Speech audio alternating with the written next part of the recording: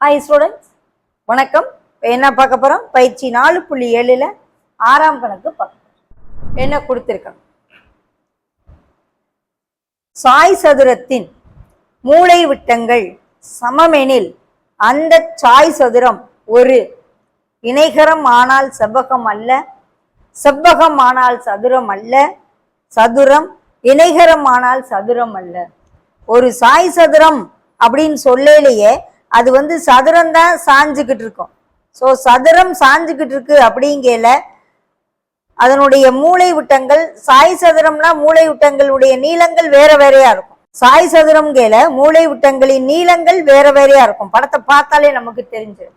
அவங்க என்ன கொடுத்துருக்காங்க, சாய் சதுரத்தின் மூளை விட்டங்கள் சமமா இருந்துருச்சு அப்படின்னா அந்த சாய் சதுரம் என்னவா இருக்கும் அப்படின்னா ஒரு சதுரமா தான் இருக்கணும். சதுரத்தினுடைய மூளை விட்டங்கள் தான் சமமா இருக்கும். சதுரத்தினுடைய மூளை விட்டங்கள் தான் சமமா இருக்கும். ஸோ இதற்கான விடை 3. ஓகே, இணைகரத்தினுடைய மூளை விட்டங்கள்லாம் வேற செங்குத்தாகத்தான் வெட்டிக்கிறோம். செவ்வகத்தின் மூளை விட்டங்களும் செங்குத்தாகத்தான் வெட்டிக்கிறோம், சமமா இருக்காது. ஸோ மூளை விட்டங்கள் சமம் சொல்றது சதுரத்துல மட்டும்தான் மூளை விட்டங்கள் சமமா இருக்கும்.